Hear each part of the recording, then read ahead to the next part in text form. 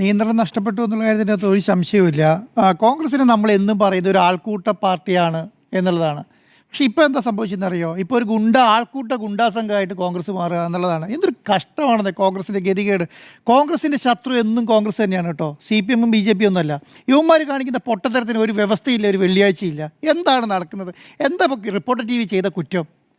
ഒരു MLA എന്താണ് ഒരു കേരളത്തിൽ അങ്ങോട്ടും ഇങ്ങോട്ടും നടന്ന് ചെറിയ പെമ്പിള്ളാരെ പീഡിപ്പിച്ച് ഗർഭിണിയാക്കി അബോർഷൻ നടത്തി എന്ന് വാർത്ത ബ്രേക്ക് ചെയ്ത പ്രശ്നം. അവരുടെ നിലവിളിയും കരച്ചിലും വാർത്ത പിന്നെ അവരെ വോയിസ് റെക്കോർഡും പുറത്തുവിട്ടതാണ് പ്രശ്നം. എന്താ പ്രശ്നം റിപ്പോർട്ടർ TV ചെയ്ത്? NM വിജയൻ എന്ന് പറഞ്ഞ കോൺഗ്രസിൻ്റെ നേതാവ് അദ്ദേഹത്തിൻ്റെ മകൻ വിഷം കൊടുത്ത് അദ്ദേഹം കൂടെ ആത്മഹത്യ ചെയ്ത പ്രശ്നം, അത് വാർത്ത ചെയ്തതാണ് പ്രശ്നം. എന്നിട്ട് ഇതിനൊക്കെ ഈ കോൺഗ്രസ് നടപടിയെടുത്തല്ലോ. 1 കോടി കൊണ്ട് കൊടുത്തില്ല NM വിജയൻ്റെ വീട്ടിൽ. രാഹുൽ മാങ്കുടത്തെ സസ്പെൻഡ് ചെയ്ത് മാറ്റി നിർത്തിയില്ലേ? പിന്നെ എന്താ ഇപ്പോൾ റിപ്പോർട്ടർ TV ചെയ്ത തെറ്റെന്താ? പിന്നെ ഇവർ റിപ്പോർട്ടർ TVനെ കാണുമ്പോഴത്തേക്ക് ഹാലിളകുകയാണ്. എന്താ ഹാലിളകാനുള്ള കാരണം? ഞാൻ വിചാരിക്കുന്നത് കോൺഗ്രസിൻ്റെ നിലപാടേ അല്ല. ഇതെന്താണെന്ന് അറിയാം, ഞാൻ പണ്ടേ പറയുന്നു, റീൽ പാർട്ടി ഉണ്ട് ഈ കോൺഗ്രസിൻ്റെ അകത്ത്. ഈ റീൽ പാർട്ടീൻ്റെ കുറച്ചൊരു ഗുണ്ടാസംഘമുണ്ട്. അത് സൈബർ ഗുണ്ടായിസം നടത്തും, ഫീൽഡിലും ഗുണ്ടായിസം നടത്തും. അത് ഷാഫി പറമ്പിലിൻ്റെയും രാഹുൽ മാങ്കുത്തിൻ്റെ നേതൃത്വത്തിലാണെന്ന് എനിക്കൊരു സംശയമില്ല. ഇവരാണ് നടത്തിക്കൊണ്ടിരിക്കുന്നത്. വടകരയിൽ ചെല്ലുമ്പോൾ റിപ്പോർട്ടർ TVൻ്റെ വാഹനം തല്ലിപ്പൊളിക്കും. വടകര ഇവരെ സാധനം ഷൂട്ട് ചെയ്യാൻ പറ്റില്ല. പാലക്കാട് ഷാഫി പറമ്പിലുള്ള സമയത്ത്, ഇലക്ഷൻ്റെ സമയത്ത് എന്നാൽ അവിടെ ചെന്നാൽ തല്ലിപ്പൊളിക്കും. വേറെ കേരളത്തിൽ എവിടെയും കാണുന്നില്ലല്ലോ ഒന്നേ. എന്താ സംഭവിക്കുന്നത്? എന്താ കേരളത്തിൽ മാധ്യമപ്രവർത്തനം നടത്തണ്ടേ? ഇവരെന്തായി പറഞ്ഞുകൊണ്ടിരിക്കുന്നത്? ഏത് രീതിയിലാണ് പ്രവർത്തിക്കേണ്ടത്? രാഹുൽ മാങ്കൂട്ടത്തിലെ ഷാഫി പറമ്പിലെതിരെ ഇന്നലെ ആക്രമണം നടത്തി എന്ന് തീരുമാനിക്കാതെ അറിഞ്ഞ ഉടനെ റിപ്പോർട്ടർ TVയിൽ ചർച്ച 8 മണിക്ക് മീറ്റ് ദ ഡേറ്റ്സ് കയറുകയാണ്. ആ സമയത്ത് നമ്മൾ ഈ പോസ്റ്റിൽ ഇവിടെ ഇരിക്കുമ്പോഴാണ് വാർത്ത വരുന്നത്. ആ സമയം തുടങ്ങിയിട്ട് റിപ്പോർട്ടർ TV ഈ മീറ്റ് ദ ഡേറ്റ്സ് മാറ്റി വെച്ചു. എന്നിട്ട് ഈ ഷാഫി പറമ്പിലെ വാർത്ത മാത്രമേ കൊടുത്തിട്ടുള്ളൂ. കേരളത്തിലെ വേറെ ഒരു മാധ്യമം കൊടുത്തിട്ടില്ല. പ്രധാനപ്പെട്ട എല്ലാ വാർത്തകളും ചർച്ച നടത്തിക്കൊണ്ടിരിക്കുകയാണ്. 9 മണിയായപ്പോഴാണ് കേരളത്തിലെ മാധ്യമങ്ങൾക്കെല്ലാം ഇതിന് ഉണർന്നു വന്നത്. കാരണം എന്തുകൊണ്ടാണെന്ന് അറിയോ? അവർ ആ ചർച്ച മാറ്റിവെക്കാൻ തയ്യാറായിട്ടില്ല. കാരണം എന്തുകൊണ്ടാണ്? ഇതിൽ വലിയ സംഭവമായിട്ട് അവർ കണ്ടിട്ടില്ല. റിപ്പോർട്ടർ TV 1 മണിക്കൂർ ചർച്ച ചെയ്തതാണ്. അതിനുശേഷമാണ് കേരളത്തിൽ മാധ്യമങ്ങൾ ഏറ്റുപിടിച്ചത് തന്നെ. അപ്പോൾ ഒന്ന് ആലോചിച്ച് നോക്കിയേ, കോൺഗ്രസ് എന്താണ് ചിന്തിക്കുന്നത്? അവരുടെ കുഴി ഇങ്ങനെ തോണ്ടിക്കൊണ്ടേയിരിക്കുകയാണ്. അപ്പോൾ ശൈലിയോടും പ്രവർത്തന ശൈലി, ഒരു നല്ല രീതിയിൽ പ്രവർത്തിക്കാനുള്ള ഒരു നേതൃത്വം കോൺഗ്രസിനില്ലാന്നേ. ഇത് ആരോടാണ് അത് പറയേണ്ടത്? കോൺഗ്രസിന് ഏത് നേതാവിനെ വിളിച്ചിട്ടാണ് ഇത് പറയേണ്ടത്? കോൺഗ്രസിന് നേതാക്കന്മാരുണ്ടോ അങ്ങനെ ഒരു നിലപാട് സ്വീകരിക്കുന്ന നേതാവാണോ? എന്നിട്ടിപ്പം എന്താണ് പീഡന കേസിൽ പിന്നെ സസ്പെൻഷനിൽ പോയ നേതാവ് വന്നിട്ട് ഈ ഇടയ്ക്ക് കൂടെ കയറി വന്നിട്ട് പിന്നെ ഷാഫി പറമ്പിലിനെ ന്യായീകരിച്ചുകൊണ്ടിരിക്കുകയാണ്. ഇന്ന് രാഹുൽ മാങ്കൂട്ടത്തിനെ കണ്ടല്ലോ, ഷാഫി പറമ്പിലിനെ ന്യായീകരിക്കുന്ന രാഹുൽ മാങ്കൂട്ടത്തിനെ. ഞങ്ങളുടെ സ്വർണ്ണപ്പാണിയിൽ ചോദ്യങ്ങൾ ചോദിച്ചുകൊണ്ടേയിരിക്കും എന്നാണ് പറയുന്നത്. രാഹുൽ മാങ്കൂട്ടത്തിനോട് ഞങ്ങൾക്ക് ചോദിക്കാനുള്ള ചോദ്യമുണ്ട്. എന്താണ് ഈ പീഡന കേസിൽ ഈ പെൺകുട്ടിയുടെ വോയിസിൽ സംസാരിക്കുന്ന രാഹുൽ മാങ്കൂട്ടത്തിൻ്റെ വോയിസ് രാഹുൽ മാങ്കൂട്ടത്തിന് തന്നെയാണോ? അതിന് മറുപടി പറഞ്ഞിട്ട് വേണ്ടേ ബാക്കി ഇങ്ങോട്ട് തുടങ്ങാൻ വേണ്ടിയിട്ട്? ഒരു മര്യാദയില്ലാതെ പ്രവർത്തിച്ചുകൊണ്ടിരിക്കുക. എന്താണ് ഇപ്പം AK അഭിലാഷും സാനിയോ മനോമിയും ചെയ്ത തെറ്റെന്താ? ഇന്നലെ രാത്രി ഈ അടിയുണ്ടായ സമയത്ത് രാത്രി 11 മണി 12 മണി വരെ ലൈവ് ചെയ്തുകൊണ്ടിരിക്കുകയാണ് അല്ലേ? ഇവർക്കെതിരെ ഈ കോൺഗ്രസ് CPMന് അനുകൂലമായിട്ടോ പോലീസിന് അനുകൂലമായിട്ടോ ഒരു വാക്ക് ഇവർക്ക് കാണിച്ചു തരാൻ കഴിയും? ഒരു വാക്ക് റിപ്പോർട്ടർ TV ചെയ്തത്? കോൺഗ്രസിന് എതിരെ ഉണ്ടായ അക്രമത്തെ എണ്ണമിട്ട് പറയുകയാണ് ചെയ്തത്. മര്യാദകേടിന് ഒരു കയ്യും കണക്കില്ലേ? എന്നിട്ട് എന്താണ് ഒരു സംഘം ഇവരെ സംരക്ഷിക്കുമെന്ന് വരുത്തി തീർക്കുക, സംരക്ഷിക്കാൻ വലയം തീർത്തു എന്ന് പറയുകയാണ്. എന്നിട്ട് അതേ സംഘത്തിൻ്റെ ഉള്ളിൽ അവന്മാർ കൈമടക്കിയിട്ട് നെഞ്ചത്തിന് കുത്തുന്ന ശൈലി ഏത് കോൺഗ്രസ് ചെയ്ത്? ഏത് ശൈലിയിലാണ് നിങ്ങളിത് പഠിച്ചത്? എങ്ങനെയാണ് പ്രവർത്തിക്കാൻ നിങ്ങളെ പഠിപ്പിച്ചത്? ഇങ്ങനെയാണോ നിങ്ങളുടെ നേതാക്കന്മാർ പഠിപ്പിച്ചത്? ഇതാണോ രാഹുൽ ഗാന്ധിയുടെയും പ്രിയങ്ക ഗാന്ധിയുടെയും? ഇത് രാഹുൽ ഗാന്ധിയും പ്രിയങ്ക ഗാന്ധിയും ഒക്കെ കേരളത്തിലെ MP ആയാലല്ലേ? ഇപ്പോഴും രാഹുൽ ഗാന്ധി പ്രിയങ്ക ഗാന്ധി കേരളത്തിലെ MP അല്ലേ? ഇവരല്ലേ മാധ്യമ സാമർത്ഥ്യത്തോട് അഫ്ഗാനിസ്ഥാനിലെ മാധ്യമ പ്രവർത്തനം പഠിപ്പിക്കാൻ പോകുന്ന ആൾക്കാർ? നിങ്ങൾ ആദ്യം വന്നിട്ട് വടകരയിലെ മാധ്യമ പ്രവർത്തനം പഠിപ്പിക്കുന്നേ ഫസ്റ്റ്. എന്നിട്ട് നിങ്ങൾ പോയിട്ട് അഫ്ഗാനിസ്ഥാനിലെയും ഇറാനിലെയും ഒക്കെ കാര്യങ്ങൾ പറ. മര്യാദക്കേട് ചെയ്യുമ്പോൾ നിങ്ങളുടെ നേതാക്കന്മാരെ വിളിച്ച് പറയണം. KC വേണുപോലെ AICCയുടെ ജനറൽ സെക്രട്ടറി പങ്കെടുക്കുന്ന പരിപാടിയിലാണ് മാധ്യമപ്രവർത്തകരെ ആക്രമിക്കുന്നത്. ഒന്ന് ആലോചിച്ച് നോക്കിക്കുക, എങ്ങനെയാണ് അതിനെ കൈകാര്യം ചെയ്യുന്നത്? ശൈലി അങ്ങനെയാണോ? അല്ലെങ്കിൽ ആ അർത്ഥം അത് ഏകദേശം ഒരു 1.5 മണിക്കൂർ വാർത്ത ചെയ്തില്ലേ? അപ്പോഴും പ്രവർത്തിക്കാൻ ഞാൻ അവിടെ നോക്കുമ്പോൾ എന്താ അറിയോ, ഈ പ്രധാനപ്പെട്ട നേതാക്കന്മാർ റിപ്പോർട്ടർ TV യൂട്യൂബിൽ ഓൺ ചെയ്ത് കണ്ടുകൊണ്ട് ഈ KC വേണുഗോപാലിൻ്റെ ചർച്ച പ്രസംഗം കേട്ടോണ്ടിരിക്കുക.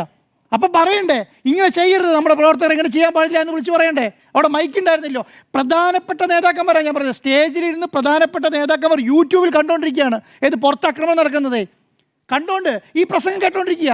ഒന്ന് ആലോചിച്ച് നോക്ക് കോൺഗ്രസ് നേതാക്കന്മാരുടെ മനോവീര്യം എവിടെയാണെന്നുള്ളത്. അപ്പോൾ ഏറ്റവും പ്രധാനപ്പെട്ട ഇഷ്യൂ ഉള്ള സ്ഥലങ്ങൾ ഇപ്പോൾ ജിമ്മി സാർ നേരത്തെ പറഞ്ഞല്ലോ, തിരുവനന്തപുരം യൂണിവേഴ്സിറ്റി കോളേജ് പ്രശ്നമുള്ള സമയത്ത് കോടിയേരി ബാലകൃഷ്ണൻ വരും, ഗോവിന്ദൻ മാഷ് വരും. അതോടുകൂടി ആ പ്രശ്നം അവിടെ അവസാനിക്കുകയാണ് ചെയ്യുന്നത്. ഇവിടെ എന്താ സംഭവിക്കുന്നത്? ഇവിടെ കോൺഗ്രസിന്റെ നേതാക്കന്മാർ പോലീസിന്റെ അടുത്തേക്ക് ചെല്ലുമ്പോൾ അവിടെ ചെന്നിട്ട് പിന്നെ അവരോട് തട്ടിക്കയറി അവിടെ പ്രശ്നം തുടങ്ങുക. ഇത് വരുന്നതോടുകൂടി പ്രശ്നം തുടങ്ങുകയാണ്. എന്നാൽ അടി ഉണ്ടാക്കുമ്പോൾ എന്താണ്? പോലീസിന്റെ അടി കിട്ടാത്ത കേരളത്തിൽ ഏതെങ്കിലും നേതാവുണ്ടോ? കേരളത്തിൽ ഏതെങ്കിലും നേതാവുണ്ടോ? ഞാനിപ്പോൾ പറയല്ലോ, കോൺഗ്രസിൻ്റെ പ്രധാനപ്പെട്ട ഒരു വനിതാ നേതാവിൻ്റെ കഴുത്ത് തല്ലിപ്പൊടിച്ച് ആലപ്പുഴ ഇട്ടായിരുന്നല്ലോ, ഇട്ടില്ലേ? അത് കോൺഗ്രസിൻ്റെ ആക്രമണമായിരുന്നില്ലേ? കോൺഗ്രസിൻ്റെ അക്കന്മാരില്ലേ? എത്രയോ നേതാക്കന്മാർ ഞാൻ പിന്നെ എന്താണ് ഈ കോൺഗ്രസ് ഭരിക്കുന്ന സമയത്തല്ലേ ആകാശത്തേക്ക് വെടിവെച്ചത്? പോലീസ് ആകാശത്തേക്ക് വെടിവെച്ചല്ലോ. പോലീസ് അത് നേരെയാണ് വെടിവെച്ചത്. അന്ന് ഡിവൈഎഫ്ഐ പറഞ്ഞത് നേരെയാണ് വെടിവെച്ചത് അന്ന് പറഞ്ഞത്. അത് അന്ന് ഭരിക്കുന്ന പാർട്ടിയുടെ പേര് കോൺഗ്രസ് എന്നാ. കോൺഗ്രസിൻ്റെ പാർട്ടി എന്നുള്ളതല്ല, എല്ലാ കാലത്തും പോലീസ് അങ്ങനെയാണ്.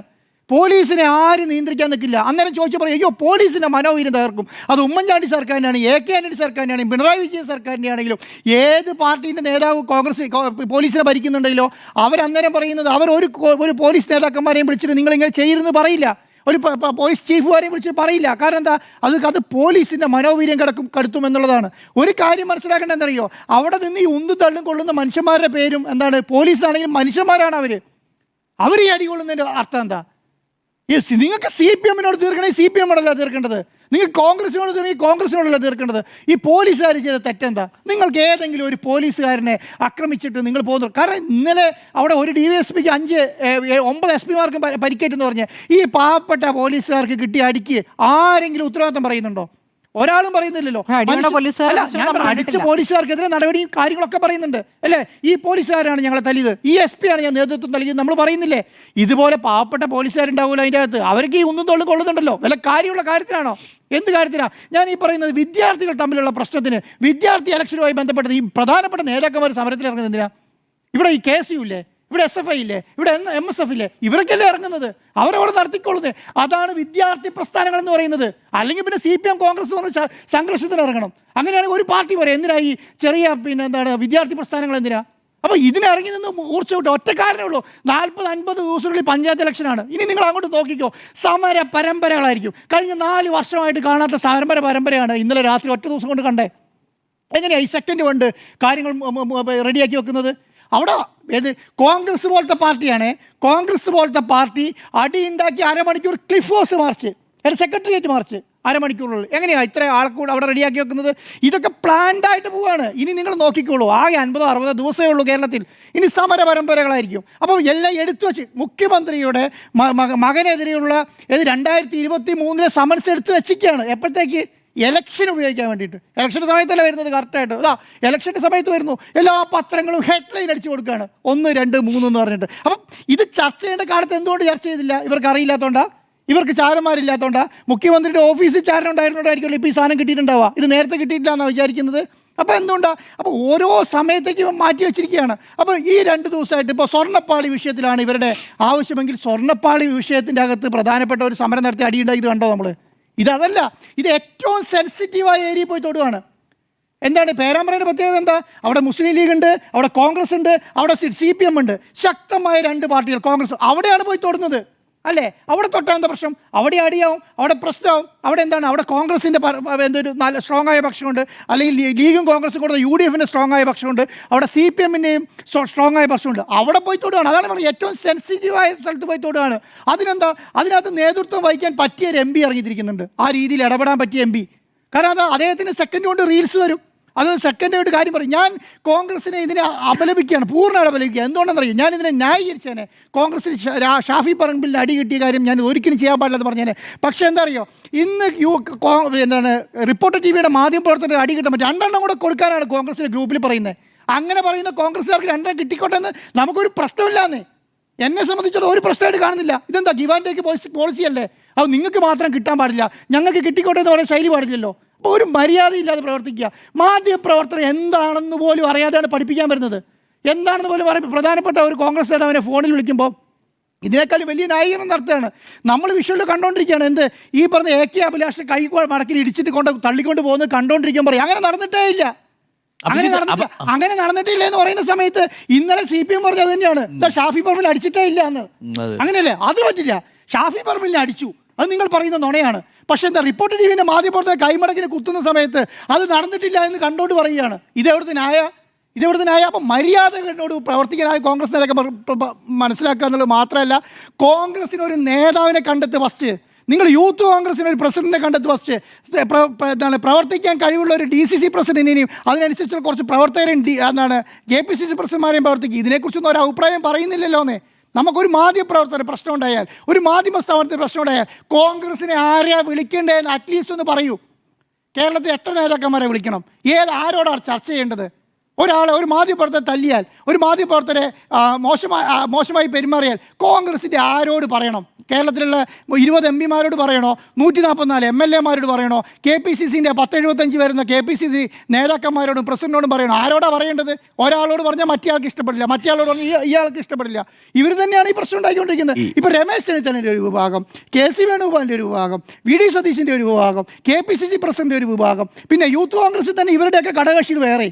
അപ്പോൾ ഇവരോട് ആരോടൊക്കെയാണ് പറയുക? അപ്പോൾ ഇതങ്ങനെ പറയാൻ കഴിയില്ലല്ലോ. ഇപ്പോൾ റിപ്പോർട്ടർ TV ആയിട്ടുള്ള പ്രശ്നം അവസാനിപ്പിക്കണമെന്ന് ഒരു പ്രധാനപ്പെട്ട നേതാവ് എന്നോട് വിളിച്ചു പറഞ്ഞു.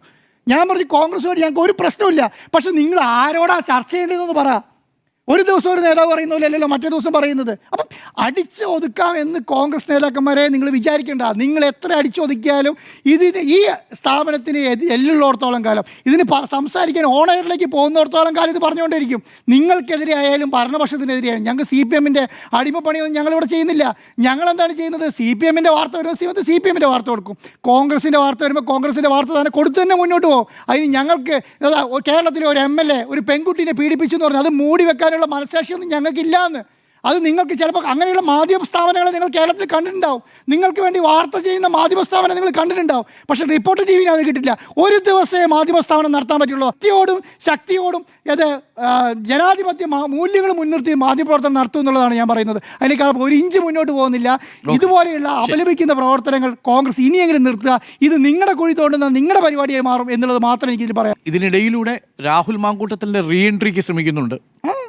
ഇതിനിടയിലുള്ള അതിനെല്ലാം ഓപ്പറേഷൻ നടത്തുന്നത് ഷാഫി പറമ്പിലാണ്. ഞാൻ പറയുന്നത് രാഹുൽ മാങ്കൂട്ടം സെക്കൻഡിനോട് കോഴിക്കോടെത്തി ബൈറ്റ് കൊടുക്കല്ലേ. രാഹുൽ മാങ്കൂട്ടത്തിൽ ഷാഫിയുടെ സൈഡിൽ നിന്ന് ഫോട്ടോ പുറത്തേക്ക് വരല്ലേ, സെക്കൻഡ് കൊണ്ട് വരികയാണ്. അപ്പോൾ ഇതിനൊക്കെ ഇപ്പം ആർക്കാ ആവശ്യം രാഹുൽ മാങ്കൂട്ടം റീ എൻട്രിക്ക്? ഷാഫി പറമ്പിൽ മാത്രമാണ് എല്ലാ കാലത്തും ഷാഫിക്ക് മാത്രമായിരുന്നു ആവശ്യം. ഞാനിപ്പോൾ ഒരു കാര്യം നോക്കുമായിരുന്നു, നമ്മൾ എന്തൊക്കെ ഈ കോൺഗ്രസിനെതിരെ ചെയ്തു നോക്കിയ ഒരു കാര്യം ഞാൻ ശ്രദ്ധിക്കുകയായിരുന്നു. എന്താണെന്നറിയോ? ഈ AICC-ക്ക് ഒരു കത്ത് കൊടുത്തു പാലക്കാട് ഇലക്ഷൻ്റെ സമയത്ത്. ആര്? അവിടുത്തെ പ്രധാനപ്പെട്ട നേതാക്കന്മാരും DCC പ്രസിഡന്റും MPയും എല്ലാം കൂടി പറ്റി കൊടുത്തു. എന്താ അറിയോ?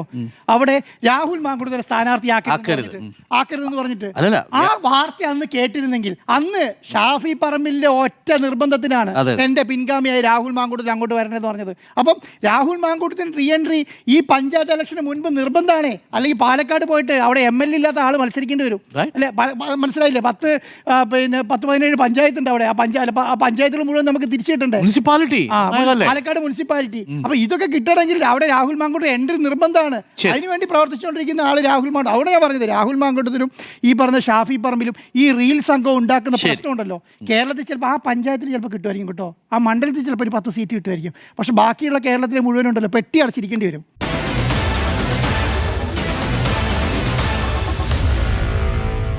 Meet the editors.